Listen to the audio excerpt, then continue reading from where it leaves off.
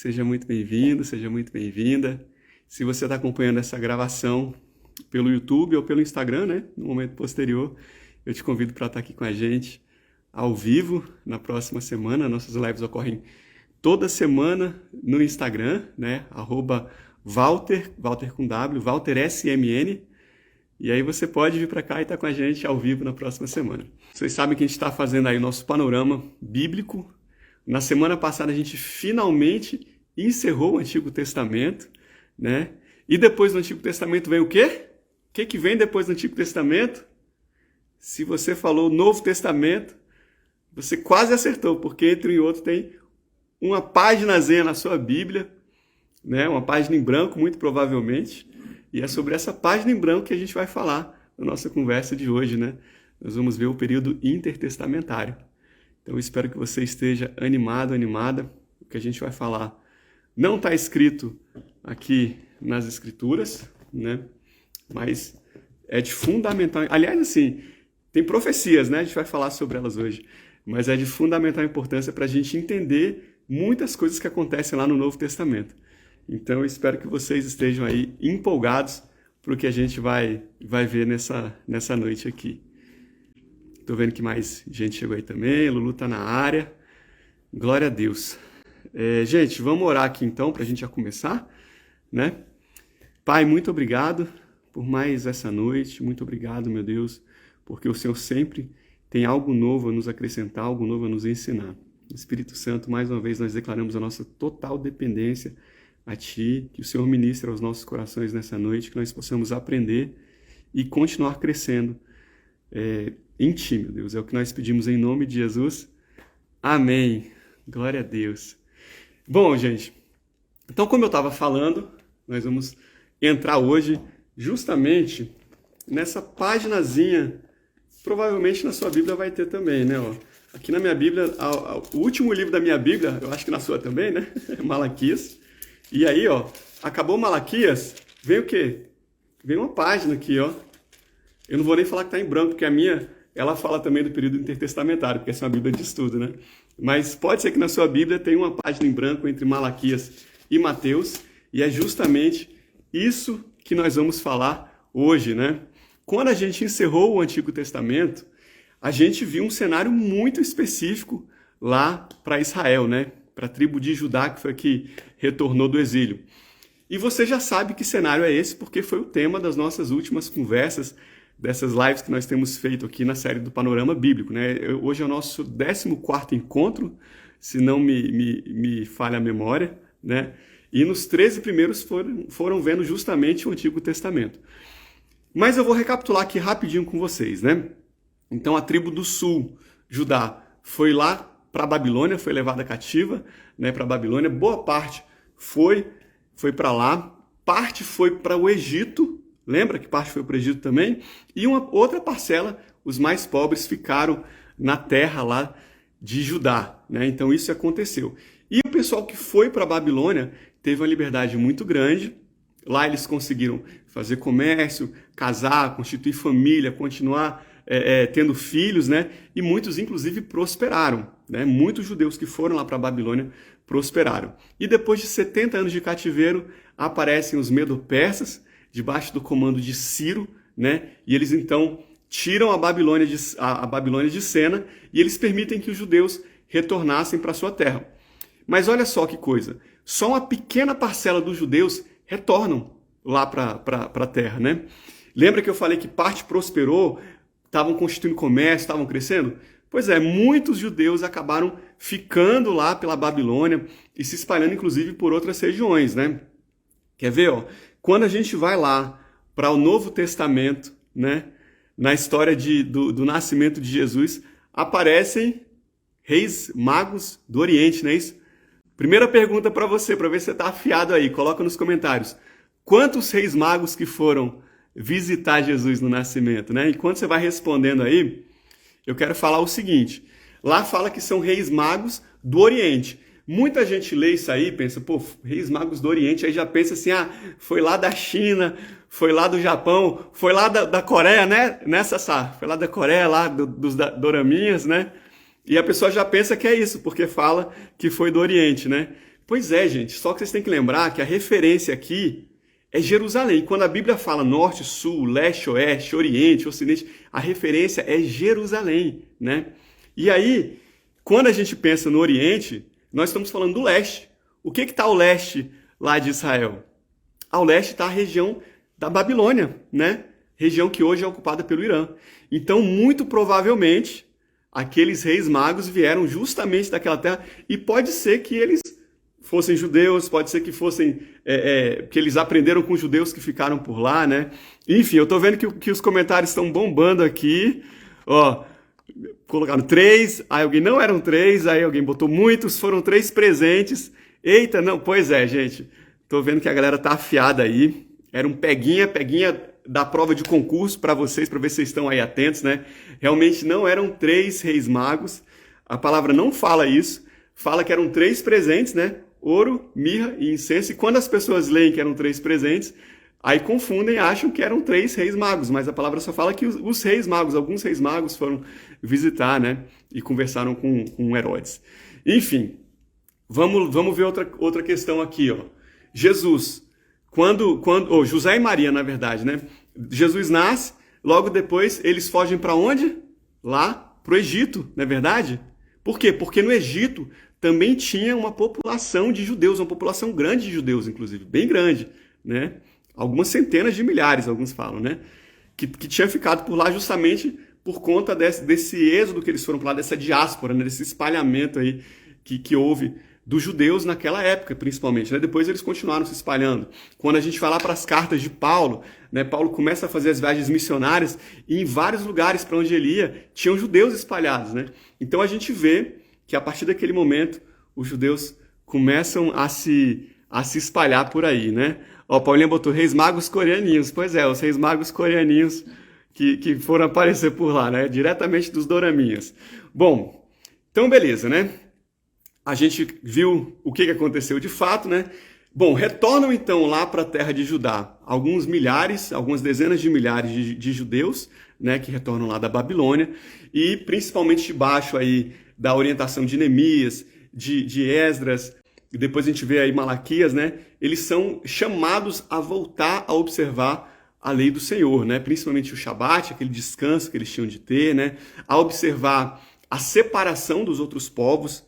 Aí eles batem firme mesmo nos casamentos mistos para que não houvesse aquela contaminação, que foi inclusive o que levou muitos judeus, né? Foi o principal pecado, inclusive, que fez os judeus irem para o cativeiro. Foi a idolatria que foi ocasionada por conta dos casamentos mistos, daquela mistura dos povos. Então, eles voltam com a outra mentalidade, né? E a gente vê ali que o Antigo Testamento, que eu acabei de mostrar para vocês aqui, o livro de Malaquias, né? Malaquias tem 4 capítulos, o 4º capítulo, inclusive, é bem pequenininho, olha o tamanho dele aqui, ó. É só isso aqui, ó, gente. São 6 versículos. E lá no finalzinho do capítulo 3, Malaquias fala, então, que o Senhor enviaria um mensageiro, enviaria Elias, que prepararia os caminhos do Senhor, né? Falando justamente de quem? De João Batista, né? Então, acaba sem o Antigo Testamento, né? E, de repente, a gente vira a página e, lembrando, Malaquias viveu ali por volta de 430 a.C. Então, a gente vira a página e, de repente, a gente está no ano, provavelmente, 3, 4, 2 a.C., né? Gente, 400 anos se passaram. É muita coisa, né? Quanta coisa acontece aí numa vida nossa. Pensa como é que estava aí a sua vida há 20 anos atrás, como é que estava o Brasil há 20 anos atrás, há 30 anos atrás. Você imagina quando a gente está falando de 400 anos, né? Então a gente sai do Antigo Testamento com um cenário muito específico e vai agora para um Novo Testamento com um cenário completamente diferente, né? Agora nós temos uma grande população morando lá naquela região de Israel. A gente vê pelas histórias lá dos evangelhos, né? Quantas pessoas de fora que estão por ali, né? Quantos estrangeiros que são citados. Nós vemos agora que o mundo como um todo está debaixo da Pax Romana, né? A chamada paz romana, né? Ou seja, aquele período de prosperidade, de prosperidade econômica e de paz, né, assim, aos olhos de Roma, claro, né, porque está subjugada, né, pelo Império Romano, né, inclusive Israel está debaixo da autoridade de Roma, e, pasmem, Israel tem um rei, que é o rei Herodes, né, sob o mando lá de Roma, né, E a propósito, quando a gente falou aí semana passada, quando Israel, Judá, foi levado cativo para a Babilônia, qual que era a língua que eles falavam? O hebraico, né? Aí lá na Babilônia, a língua oficial era o aramaico. Então o hebraico começou a dar lugar ao aramaico. Quando a gente vai para o Novo Testamento, Jesus falou aramaico, né? Mas olha que coisa, o Novo Testamento ele é escrito já numa outra língua, que é o grego. Então olha quanta coisa mudou, né, do Antigo Testamento para o Novo Testamento, né? De repente a gente vê que o Novo Testamento cita as sinagogas, cita fariseu, cita saduceu, traz uma série de elementos novos aí para apimentar a história, né? Que não estava no Antigo Testamento. Então é uma nova dinâmica, uma nova realidade. A gente tem agora a rixa dos judeus com os samaritanos, enfim. Então esse período de 400 e pouquinhos anos que separa o Antigo Testamento do Novo Testamento é chamado de período intertestamentário, né? Ele também é conhecido como período de silêncio profético. Por quê? Porque nesses longos 400 anos aí, o Senhor parou de enviar mensageiros, de enviar os profetas para falar com o seu povo, né? Então é chamado também de silêncio profético. Mas olha só, a gente não pode achar que isso significa que Deus estava ausente. Muito pelo contrário, Deus estava completamente presente. Ele estava preparando todo o contexto geopolítico, toda a cultura para que viesse o Messias e para que houvesse a disseminação, né, a propagação do Evangelho logo depois, né, como a gente vê então lá nas histórias relatadas principalmente no livro de Atos, né? Então Deus estava operando muito firme para que tudo isso acontecesse, né?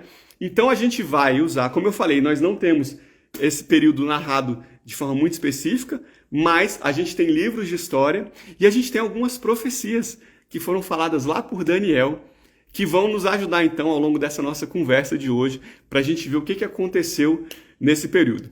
Tá bom? Vocês estão animados? Estão empolgados? Coloca aí nos comentários se vocês estão animados aí, para a gente começar. Deixa eu só ver aqui o que foi que veio no comentário. Eita, meu corretor se antecipando. Paulinho, às vezes dá certo, às vezes certo, às vezes erro. O importante é participar. Isso aí, gente. O importante é participar. Vocês já sabem que eu faço algumas perguntinhas aqui. Às vezes as perguntas demoram um pouquinho para chegar, né? Porque tem um minutinho aí para chegar até vocês aquilo que eu falo. Tem nada não. Vocês vão respondendo mesmo assim. Mesmo se a resposta vier da minha parte, vocês coloquem nos comentários aí. Tá bom? Então vamos lá. A galera já botou aí que tá empolgado, tá demais da conta, pronto para aprender. Então vamos nessa. Vamos voltar um pouquinho lá na Babilônia, só para a gente trazer o contexto que eu queria, né? Judá foi levada para a Babilônia aproximadamente não, né? Em 605 a.C., né? Foi a primeira leva lá com Daniel, depois 698, 97, né? E depois a gente tem mais uma em 687, mais ou menos. Beleza, né?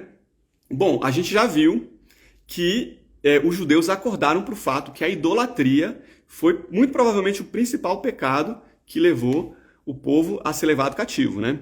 Então eles chegam lá naquela nova terra, na Babilônia, que era uma nação completamente pagã, muito idólatra. Todo mundo aqui já ouviu falar dos manjares da Babilônia, né? E eles decidem se separar, né? Mesmo assim, eles conseguiram se separar daquelas práticas lá de deixar a idolatria de lado, né? E como não tinha templo lá na Babilônia, né? Pelo menos não o templo do nosso Senhor, não tinha aquele templo lá, e o templo de Jerusalém tinha sido destruído pelos babilônios, né? O que eles fazem? Eles começam então a se reunir, né, em agrupamentos, dando origem então às sinagogas. Nós já falamos sobre isso, né? Então, a partir desse momento, eles se reúnem nas sinagogas para orar, para ler a Torá. A Torá, lembrando, é o Pentateuco, os 5 primeiros livros da Bíblia, né? E eles começam a fazer isso, e você vê que depois desse momento aqui, quando surgem as sinagogas se espalham. Todo buraco que tem judeu vai ter sinagoga também, né? Para fazer uma sinagoga era preciso 10 judeus. Então, gente, tinha 10 judeus em vários lugares, né? Tanto que, novamente, eu estou fazendo um paralelo aqui do Antigo para o Novo Testamento, porque esse é o objetivo da nossa conversa de hoje, né? Do período intertestamentário. Lá no Novo Testamento, quando Paulo está fazendo as viagens missionárias, várias vezes ele vai justamente para sinagogas para falar com o povo, né? Então você vê que essa questão das sinagogas, elas começam a se espalhar, inclusive em Israel. Várias sinagogas são abertas quando eles retornam também lá do cativeiro, né? Bom, ao retornar para a terra natal, eles se deparam com os samaritanos. Você já aprendeu também que os samaritanos eram, boa parte deles, os israelitas da tribo do norte, né, do reino de Israel, que foi levado cativo pela Síria. Acabou o reino do norte, a Síria invadiu, né, levou boa parte, os que foram embora não voltaram, os que ficaram foram misturados com pessoas de outras terras que foram dominadas também pelos assírios, e por conta disso eles começam a se casar com estrangeiros, a adotar práticas estrangeiras, a adorar os deuses estrangeiros, e é por isso que os samaritanos, então, eles têm a rixa. Na verdade, os judeus têm a rixa com os samaritanos, porque os judeus retornam do exílio com essa mentalidade nova, né, de afronta à idolatria, e se deparam com os seus irmãos do norte, que estão praticando idolatria e estão misturados, né, casamento misto, uma série de coisas. Então, vem aí essa rixa grande, né? Já falamos sobre tudo isso. Bom, lá na Babilônia, a gente viu que Nabucodonosor teve um sonho. Nós falamos desse sonho, não foi? Está lá em Daniel 2. E nesse sonho ele viu uma grande estátua, e a estátua tinha uma cabeça de ouro, tinha o peito de prata, tinha o ventre de bronze, né?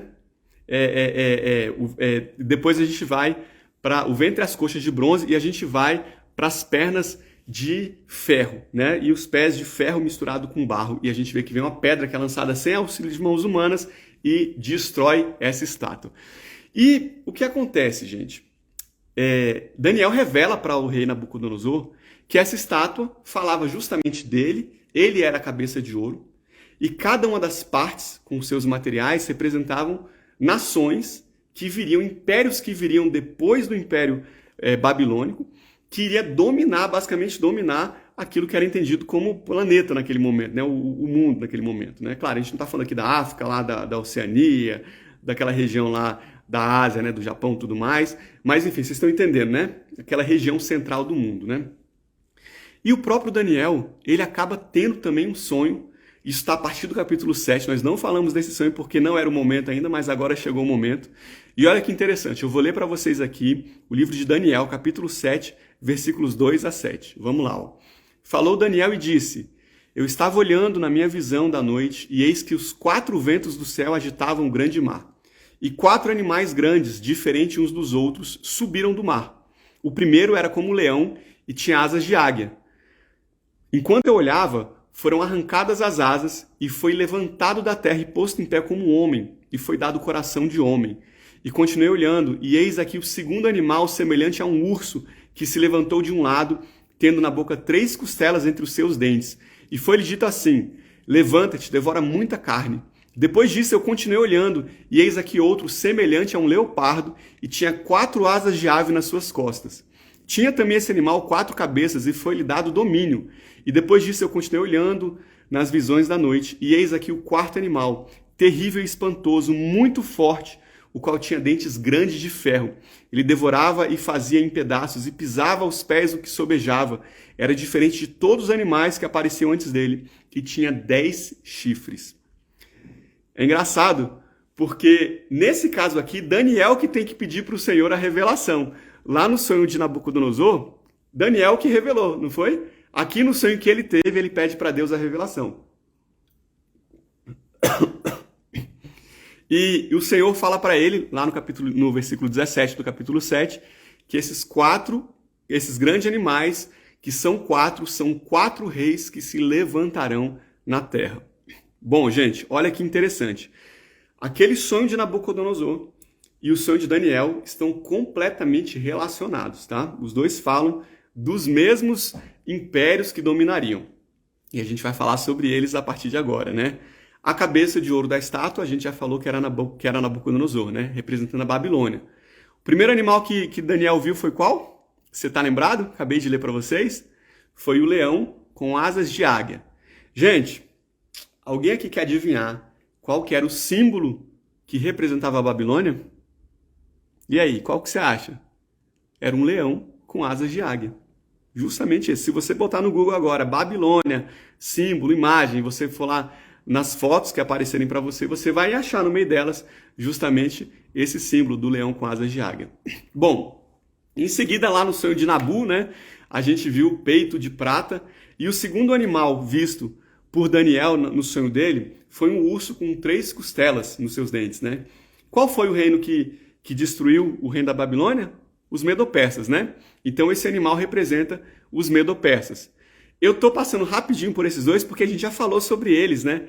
Na semana passada, na semana anterior também. Então nós não vamos perder tempo aqui.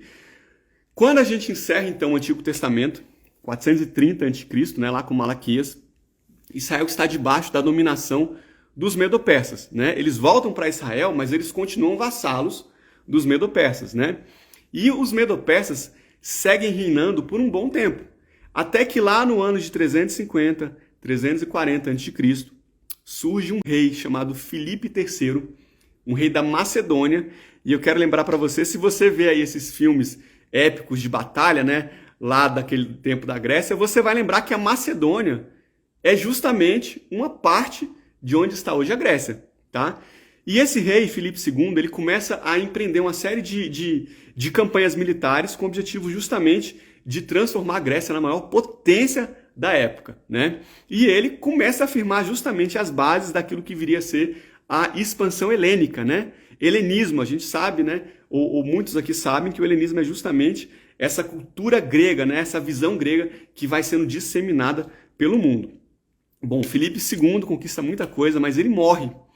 E quando ele morre, ele tinha um filho que na época estava aí com seus 20 anos de idade, né? E o filho dele, quero ver se alguém sabe aí, bota nos comentários quem era o filho de Filipe II, né? Lá da Macedônia. Eu vou dar uma dica para você. Esse filho dele, ele foi mentorado, né? Ele foi discípulo de um cara aí muito fraquinho, né? Quase ninguém conhece quem é o mestre dele, né? Aristóteles. Somente isso, tá? Aristóteles foi mentor do filho de Filipe II. Eu estou falando aqui de Alexandre o Grande, gente. Alexandre o Grande surge, então, com 20 anos de idade. Ele era um estudioso, né? Mas, de repente, ele se vê na posição aí de autoridade e ele resolve levar adiante aquele plano do pai dele. E ele se mostra um cara extremamente hábil na batalha.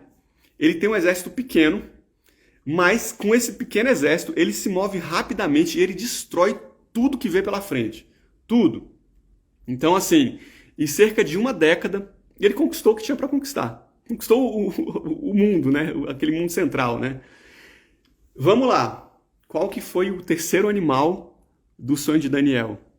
Você lembra qual foi o terceiro animal do sonho dele? Quem lembra, gente? Coloca aí nos comentários.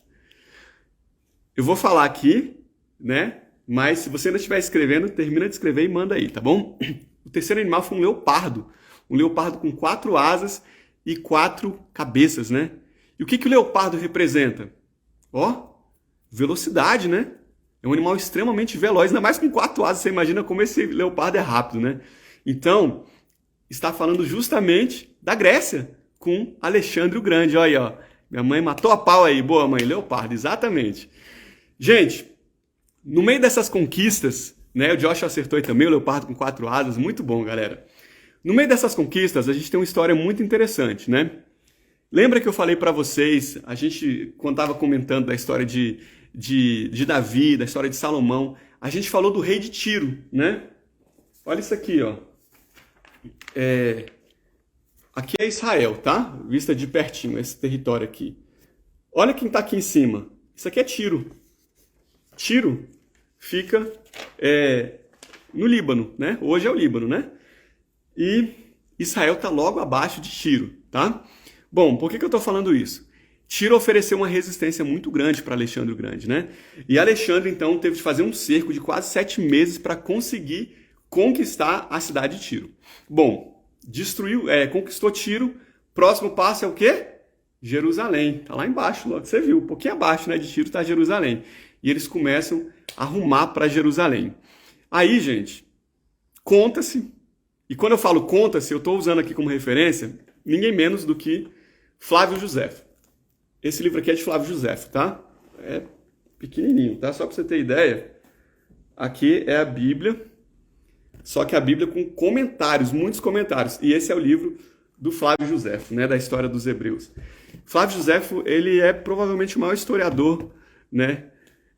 Judeu que já existiu. Ele viveu lá na época de Jesus, né? Um pouquinho depois de Jesus, mas ele não era... Ele, se não me falha a memória, ele não se converteu, tá? Não se converteu a Cristo. Então, assim, aquilo que ele fala acaba tendo uma relevância muito grande também, né? porque ele fala sobre a perspectiva histórica. E aqui na página que está aberta, que é justamente a página 533, está contando essa história que eu vou falar para vocês, né? Alexandre estava indo lá para Jerusalém, o povo então fica preocupado, o que vai acontecer, né? O cara já estava destruindo tudo lá para cima, né? E aí eles começam a clamar a Deus por uma direção, né?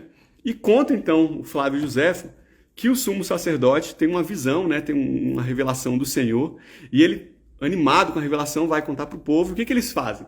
Eles se vestem com vestes sacerdotais, aquelas vestes bem pomposas, né? Imponentes mesmo assim, e o povo e prepara o povo de Israel, lá de Jerusalém, para receber Alexandre com grande festa, todo mundo vestido bem, todo mundo celebrando, agitando, né? E quando então Alexandre chega para lá, e Alexandre estava indo para lá com a intenção de destruir Jerusalém, tá? De destruir mesmo, por conta de outras situações, eu não vou entrar aqui agora, porque senão a gente vai perder muito tempo. Mas quando Alexandre vê aquilo tudo, ele para. Eu vou ler aqui para vocês, que essa parte é bem interessante, olha só. Ele para, ele se prostra diante do sumo sacerdote e ele basicamente adora. E aí, quando vão perguntar para ele por que ele estava fazendo isso, olha a resposta que ele dá. Não é a ele, ao sumo sacerdote, que eu adoro, mas ao Deus de quem ele é ministro. Pois quando eu estava ainda na Macedônia, imaginava como poderia conquistar a Ásia, ele me apareceu em sonhos com essas mesmas vestes e me exortou a nada temer. Disse-me que passasse corajosamente o estreito do Helesponto e garantiu que Deus estaria à frente do meu exército e me faria conquistar o império dos persas. Eis porque, jamais tendo visto antes alguém revestido de trajes semelhantes a esse com que ele me apareceu em sonho, não posso duvidar de que tenha sido por ordem de Deus que empreendi essa guerra. E assim vencerei Dario, destruindo o império dos persas, e todas as coisas sucederão-me segundo os meus desejos. Olha que impressionante, né? Isso foi então antes dele conquistar lá os persas. Ele ainda estava no meio da guerra dele lá, né, da batalha. Gente, depois disso aqui, ele acabou então oferecendo uma série de benesses, de benefícios para Israel, né? Ele não destruiu Israel, ele prometeu que protegeria a cidade. Ele inclusive foi lá oferecer sacrifícios no templo da forma como o sumo sacerdote orientou, né, para você ter ideia, né? E ele preservaria o templo, então, cuidaria de tudo ali. E realmente a gente vê que Alexandre o Grande não destrói a cidade de Jerusalém, ele não acaba com o templo, nada disso, né? Depois disso a gente vê então Alexandre o Grande conquistando lá os persas, a gente vê Alexandre o Grande conquistando o Egito também, né? Que ele desce, conquista o Egito, e ele funda aquilo que viria a ser uma das maiores cidades, das 3 maiores cidades daquela época, que era justamente a cidade de Alexandria, né? Que tem inclusive aquela biblioteca que foi incendiada, depois foi uma das maiores tragédias da humanidade, né? Que foi o incêndio lá da Biblioteca de Alexandria, que ficava no Egito, justamente fundada por Alexandre, né? Bom, muito legal essa história, né? Então acontece isso, depois Alexandre vai lá para a Pérsia, conquista aquele território que antes era da Babilônia, depois ficou sendo dos persas, e ele está lá em Suzã. Lembra de Suzã? Quando a gente estava falando da história de Daniel, de Ciro, tudo mais, eles estavam em Suzã também, que era justamente uma cidade lá daquele território dos caldeus, né? Lá na Mesopotâmia. Então ele estava lá com 32 anos de idade e ele é morto. Alexandre o Grande morre com 32 anos, depois de 12 anos aí apenas, né, conquistando tudo que tinha para conquistar. Só que ele não tinha filhos. O que a gente vai fazer então agora, né? A gente não. O que ele vai fazer? O que o povo ia fazer? Alexandre sem filho, sem deixar herdeiro. O que você acha? Bom, vamos voltar lá para Daniel, para as profecias, né? Gente, Daniel é conhecido como Apocalipse do Antigo Testamento porque tem muita profecia, né? Muita. É um livro maravilhoso. Ó, Daniel 11, capítulos 2, ou versículos 2 a 4. O anjo estava revelando para Daniel o significado daquela visão que ele teve, né? E agora te declararei a verdade.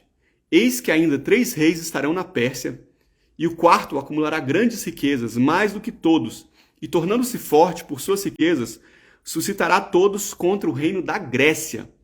Depois se levantará um rei valente, que reinará com grande domínio e fará o que lhe aprouver. Mas estando ele em pé, presta atenção nisso, estando esse rei em pé, o seu reino será quebrado e será repartido para os 4 ventos do céu. mas não para sua posteridade, nem tampouco segundo o seu domínio com que reinou, porque o seu reino será arrancado e passará a outros que não eles. Gente, olha que coisa preciosa que a gente acabou de ler aqui. Olha que tremendo. Daniel, 530 a.C., lá na Babilônia, tá? Ele está falando já, ele está profetizando aqui que a Pérsia dominaria ainda por um tempo. Depois da Pérsia viria a Grécia. Gente, a Grécia apareceu, eu falei para vocês, né? 340, 350, 200 anos depois de Daniel. Falou que se levantaria um grande rei pela Grécia, mas que quando ele estivesse no auge, o reino seria tirado da mão dele. Ó, e seria passado para uma posteridade que não seria sua. E olha o que a gente acabou de ver aqui. Né? Os gregos vão com Alexandre, conquistam os persas. Alexandre o Grande se torna um cara muito grande, como o próprio, como ele é conhecido, inclusive, por meio do seu nome, né? E aí, logo depois disso, ele morre sem deixar herdeiros. E aí, qual que era o animal? O terceiro animal, a gente já falou que era o leopardo, mas você lembra de uma característica específica do leopardo, lá do sonho de Daniel? O Joshua tinha falado, inclusive, nos comentários aqui. O que ele tinha? Ele tinha 4 cabeças, né? Gente, o reino de Alexandre é dividido entre seus 4 generais. Olha a profecia de Daniel aí, ó, se cumprindo de forma perfeita. Profecia do Senhor, né? Usando Daniel. Então, o reino de Alexandre é dividido entre 4 generais. Como é que fica essa divisão? Aqui, ó, tem um mapinha aqui para vocês. Eu não consegui imprimir invertido, não consigo imprimir invertido, gente. Mas aqui nós temos o mar Mediterrâneo, aqui a gente tem a Itália, ó. Então aqui, ó, tá o Egito, tá? O Egito tá azulzinho, porque ficou com Ptolomeu, o general Ptolomeu. Aqui nós temos a região da Síria, nós temos aqui a região que hoje é o Irã, né? Que era justamente onde ficava lá a Babilônia, né? E esse reino aqui, essa parte aqui ficou com o Império de Seleuco. E aqui nós temos ainda, né, Lisímaco, que fica aqui com essa região que hoje é a Turquia, e nós temos aqui de laranjinha, justamente onde é a Grécia, né? Nós temos, desculpe, aqui no verde, quer dizer, Cassandro, tá? Casandro ou Cassandro, né? Enfim.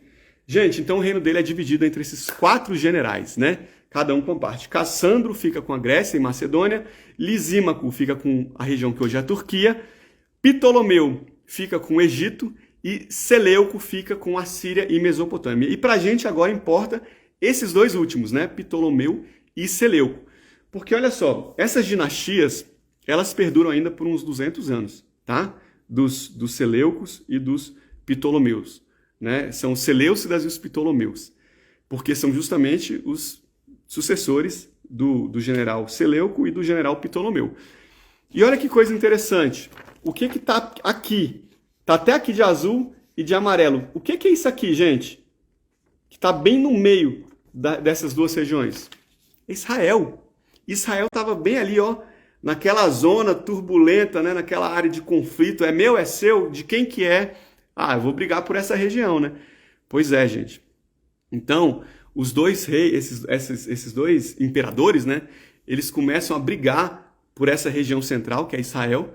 E a gente vê então que Israel ora fica debaixo do domínio dos Ptolomeus e ora fica debaixo do domínio dos Seleucidas, né? Então os Ptolomeus pelo Egito, os Seleucidas pela Síria, né? A gente não vai aqui entrar fundo nesse período, é um período tem muitos detalhes, né? Senão a gente vai perder muito tempo aqui. O que é interessante para a gente? Por volta ali de 300 a.C. até 250 a.C., acontece algo extremamente importante, tá? Lembra? Muitos judeus moravam lá no Egito, né? Falei para vocês já isso. Tem estatísticas que falam que tinha ali entre 200 mil a 1 milhão de judeus morando naquela região. Inclusive, a grande maioria deles morando em Alexandria, que é uma cidade enorme, né? Qual que era a língua que estava dominando o mundo todo? O grego, né? Helenismo, tá lembrado? Espalhar a cultura grega por todo o mundo. Pois bem, por volta ali daquele período, então 300, 250 a.C., tem um livro que é traduzido do hebraico para o grego. Que livro é esse? Será que vocês sabem? É o Antigo Testamento. Justamente aqueles textos do Antigo Testamento, né? Aqueles rolos do Antigo Testamento são traduzidos, então, para o grego. E essa é a famosa Septuaginta. Então, quando você escutar falar em Septuaginta, fica ligado que agora você sabe a tradução daqueles textos hebraicos, né? Hebraicos, e nós temos um pouquinho em aramaico também, né? Justamente para o grego, tá? E por que tem esse nome Septuaginta? Porque, segundo a tradição, né? Ptolomeu II, então, Ptolomeu era da onde? Do Egito, né? Ptolomeu II, ele colocou aí 70 eruditos para traduzirem, né? E aí depois esse texto foi justamente o resultado do trabalho. A conexão caiu aqui rapidinho. Deixa eu ver se eu estou de volta. Vocês estão aí, gente? Se vocês estiverem aí, coloca um oi nos comentários, por favor. E me fala até onde que vocês ouviram também, né? Para eu saber de onde é que eu retomo aqui. Vou esperar um pouquinho, tá? Para ver se vocês vão falar. Beleza, a Ingrid respondeu. Valeu, Ingrid. Vocês ouviram até onde? Bom, falei dos 70, né? Que ele botou 70 eruditos, então, para escreverem, e daí nós temos, então, a Septuaginta. E, gente, por que eu falei que isso é extremamente importante para a gente, né? E para o entendimento do Novo Testamento? Porque o grego tinha virado justamente a cultura universal, né? E essa tradução do Evangelho, né?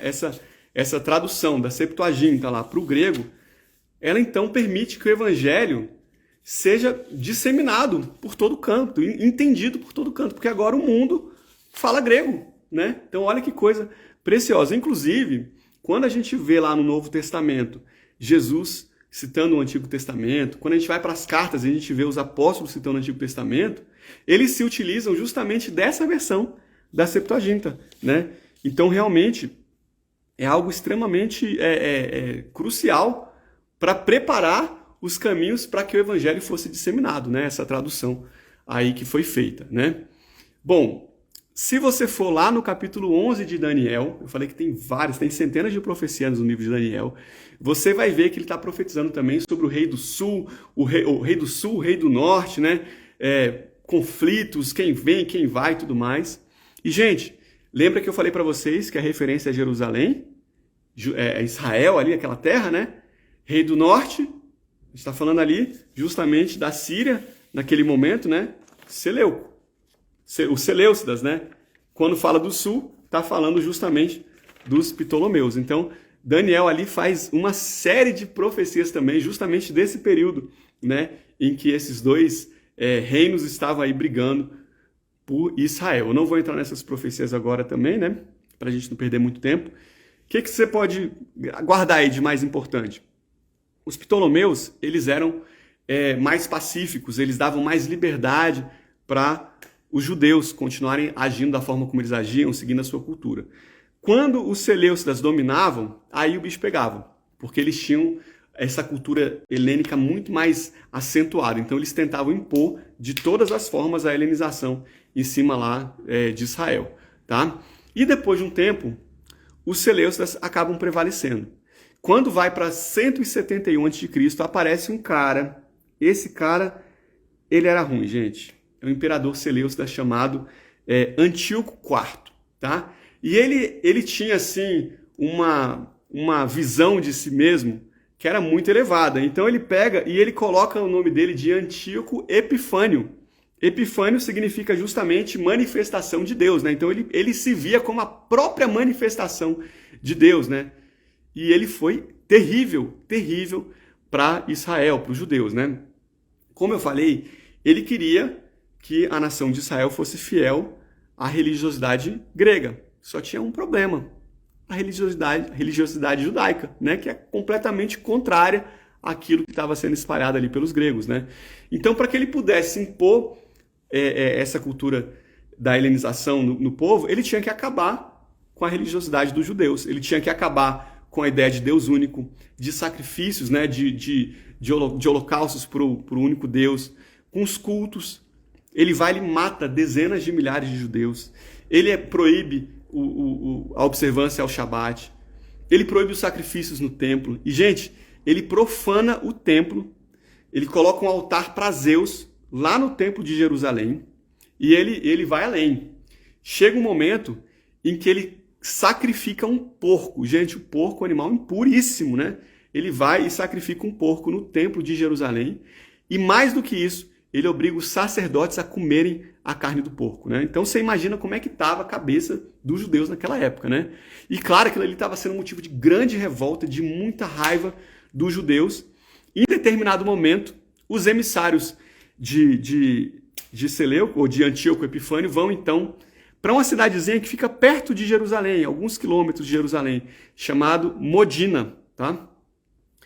E lá ele esperava que o sumo sacerdote Matatias fosse obedecê-los, né? E fosse então participar do sacrifício e comer daquela carne ali do animal impuro, né? Até para dar um bom exemplo para o resto do povo. Mas não é isso que acontece. Gente, Matatias, que era já velhinho, ele se recusa a comer a carne daquele porco, né?